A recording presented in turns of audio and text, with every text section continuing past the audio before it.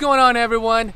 I'm here with Khoa, with Hey KKandbabyj. I'll put their description below on their channel. Not that they need me. No, I think you said I put the description below. I said that? I put the link in the description below. Yeah, I used to say stuff like that all the time. You guys know what I mean. I'll put their info below. Well, it's a question I want to ask a YouTuber that's been doing this for a long time. Things that I'm curious about and see if it's true versus reading the internet. Now there's a person in front of me, and I'm excited about it. Khoa, first of all, congrats on reaching 1 million subscribers. Appreciate that. Thank you. Insane. It's a big number for me. Yeah, they just recently reached 1 million subscribers, and he's so humble about it. And again, they don't look at the numbers, but it's to small YouTubers, we're still at that hype of like, oh my God, I got 100. Yeah. So it's really intimidating sitting next to this guy right now. I still look at numbers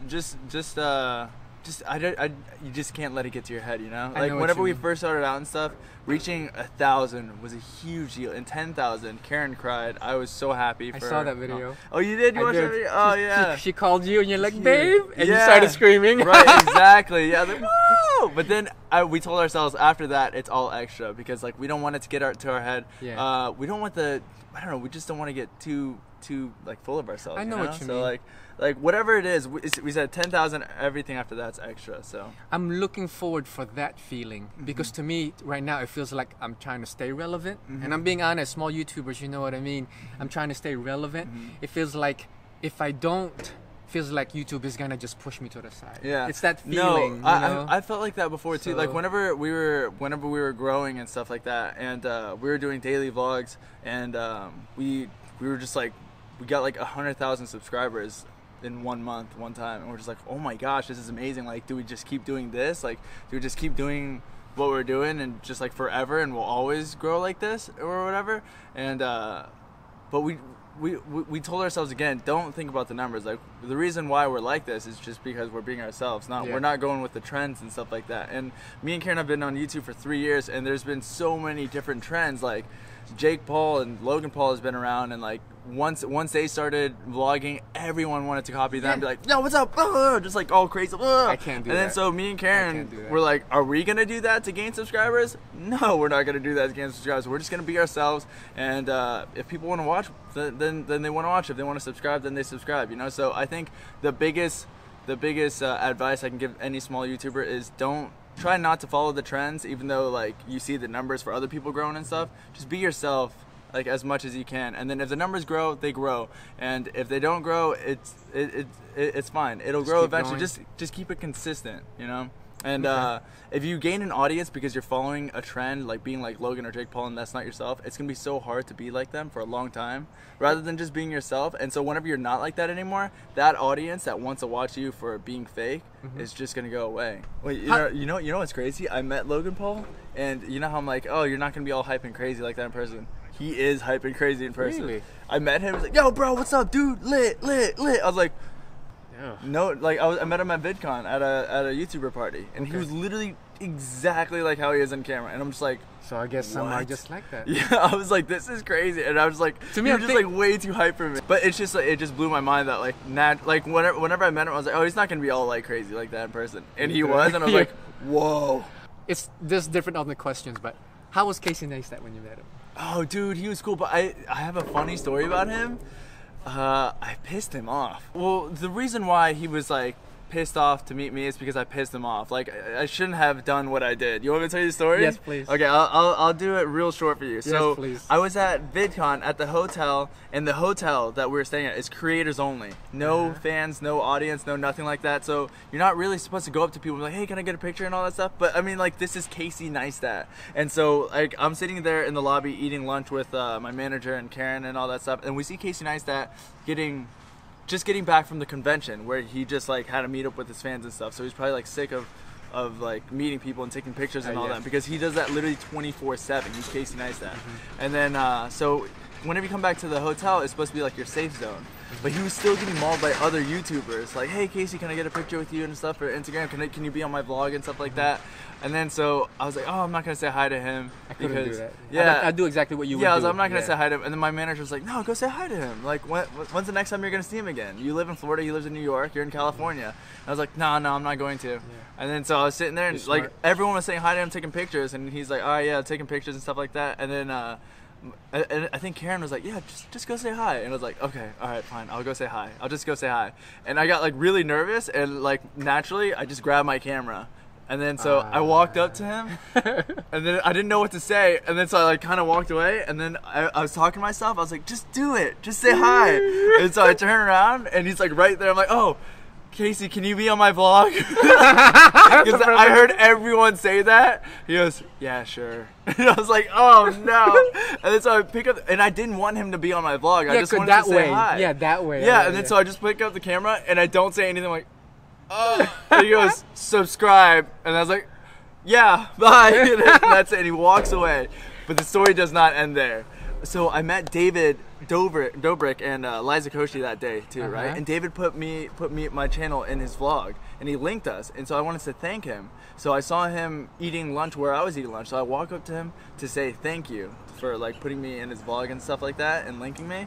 And then he was talking to Casey Neistat, but I didn't see because Casey Neistat was turned. And then so I go up, I'm like, hey David, thanks for putting me in the vlog and stuff. And Casey turns and looks at me and goes, this kid again. He just like walks away. And I'm like, gosh. Oh, embarrassing. Like I just wanted to be like, I'm not a fan. Like I'm also a creator. Yeah. I just wanted to say thank you to David because I'm never gonna see him again for putting me in the vlog. So and then just like, and Casey was just pissed. He just like stopped talking to David and he walked away. I'm putting myself in that shoes. Like, no, it's not what you think. Yeah. Like you want to explain yourself. Right. I wish I could just sit down and be like, Casey, listen, this is what happened. Yeah. But, you know, that's never going to happen. So it's just, he's just always going to think of me as that annoying fangirl. Yeah. And just like, whatever. You're like, I got subscribers too. Yeah. So, Khoa, the first questions I have, if you don't want to answer any of this. I'll answer. All right. How long you been doing YouTube and when did you guys start? About 3 years. We used to live right here, and then we moved to home to my mom's, and then Karen had whoa. So we used to live here, and then Karen got pregnant. We got pregnant, and then I think 3 months into pregnancy, Karen decided to start a YouTube channel. Okay. Yeah. So about 3 years. Yeah, 3 years. That's good. 3 years to my for. Okay, that's about fair. Okay. And I know you already told me earlier when we were hanging out. What made you guys start? I mean, you don't have to go in detail. Just like, what made you guys start? You said you did video. Yeah. Like, what made you guys say, we're gonna do YouTube? So I always loved recording myself and just like vlogging, but I didn't know what vlogging was. I used to just talk to a camera, and then Karen wanted to document her pregnancy, and so she wanted to talk to camera and remember all this. And so I gave her my camera and my MacBook and editing software, and then so she decided to upload to YouTube because my hard drive was full. So that was the creation of her YouTube channel, and then it started from there. Okay, the third question is there a pressure? It's really dark. Is there a pressure in performing because now you got 1 million people watching? You know, I thought about that. I was like, oh, we gotta do better. We gotta do this. Yeah. I gotta upgrade my camera. Is there any of that kind of pressure? You know, I talked to Karen. I was like, our vlogs, do they have to be better? Like, I don't want to hit 1 million because everyone's like, oh, they have 1 million subscribers. Let's check out their vlogs. Oh, their vlogs suck. Like, they're boring and stuff like that. But, you know, I don't really care about what anyone talks like that says. I care about what my subscribers think. So if my like the people who are here even before 1 million, like if they enjoy what we do, then I enjoy the active subscribers. Yeah, I enjoy making our content, so I feel like we don't have to change or do better or anything. I feel like we're doing the best we can do right now. So if we change, then it won't be for the better. Okay, the fourth question is when you get recognized, is it nerve-wracking when your fans see you? Is it nerve-wracking? Is there anything you want to tell the fans what to do and what not to do respectfully? Yeah. Because to me, I've been recognized twice and I didn't know what to do. Oh, really? But since you have a family, you have a wife and kids, how do you handle that? First off, I don't like it when people come to the house just because it's so private. Yeah. The house is like off limits. I don't think anyone should go there. But yeah, if people see me in public and they want to say hi, I really enjoy talking to them. It's fun putting faces to names and stuff like that because they comment and it's fun putting faces to numbers, you know. Not everyone's just a subscriber, they're an actual person. So I love talking to them, talking about like when they first started watching and like their favorite YouTubers and getting to know them and stuff like that because they know all about us. So I like talking to them. You do YouTube full time. Do you still also work on the real estate? Yeah. Also, that's right. You did do real estate. Okay, we still do real estate, and then me and Karen are about to get into real estate together as well. We're gonna get into real estate investments and stuff like that. But yeah, YouTube is a full-time job for us as well. Daily vlogs and editing every single day. And then I also got into Twitch. Yeah. Is it hard managing all those channels that you guys have? Not really. I just lose a lot of sleep, but I've never really slept a lot in my life to begin with. I've noticed that each video that you upload and you do daily vlogs, you get an average of 250 to 300,000 views per video. And to me that's really good because I do my ratio on mine and trying to think of that as well. What advice can you give? What advice can you give to a small YouTuber to how can we make our subscribers engage as much as yours?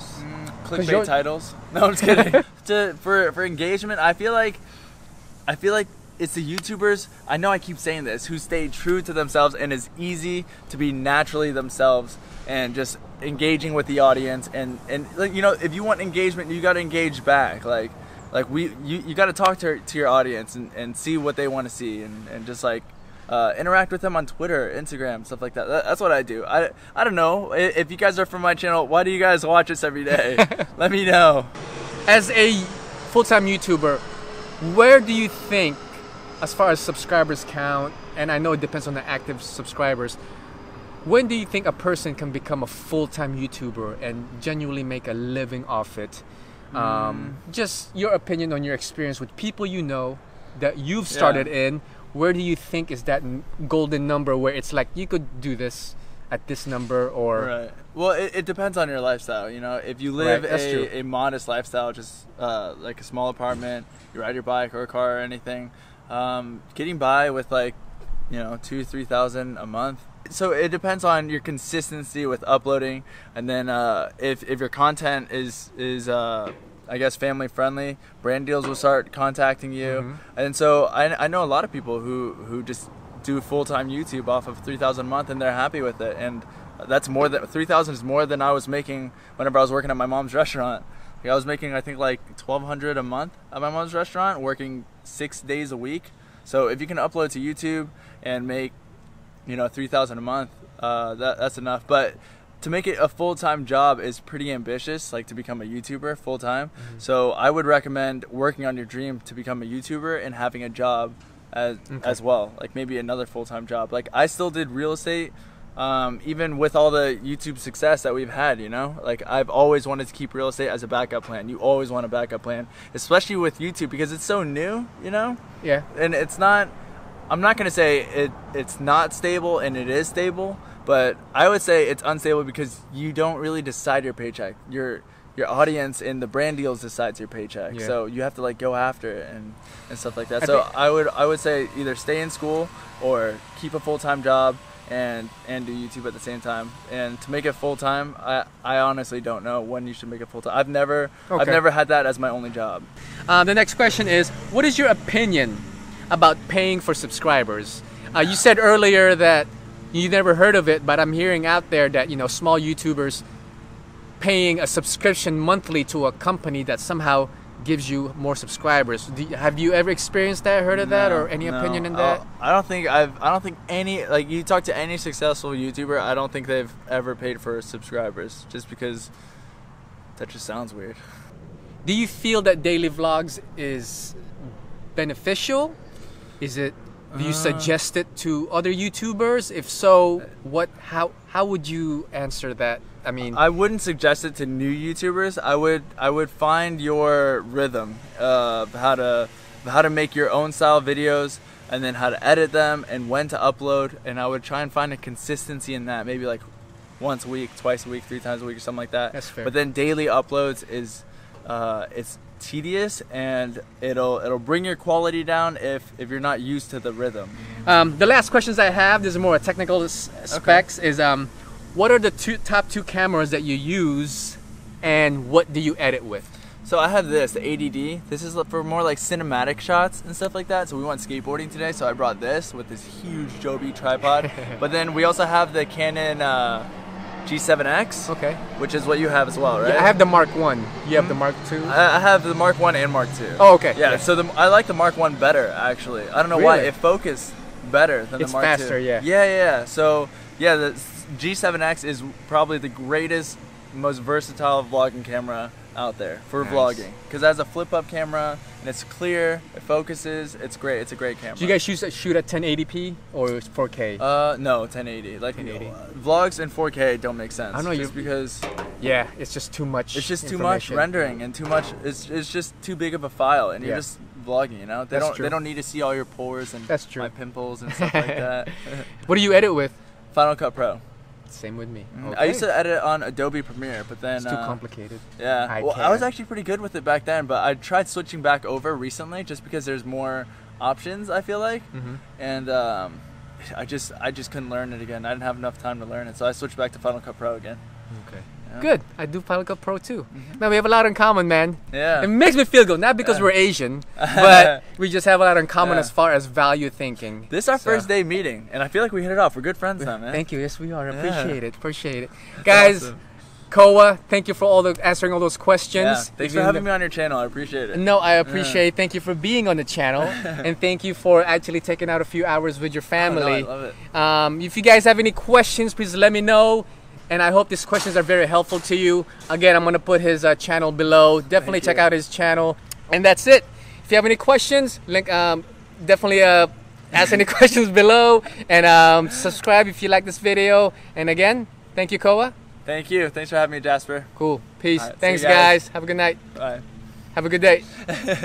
Thanks for meeting up with me, man. And All right. hopefully we meet again. Thank Hopefully, you. It's man. my pleasure. Thanks for Sweet. having me out. Thank you. Appreciate it. All right. Oh, wait, which one are we doing? Cool. Peace.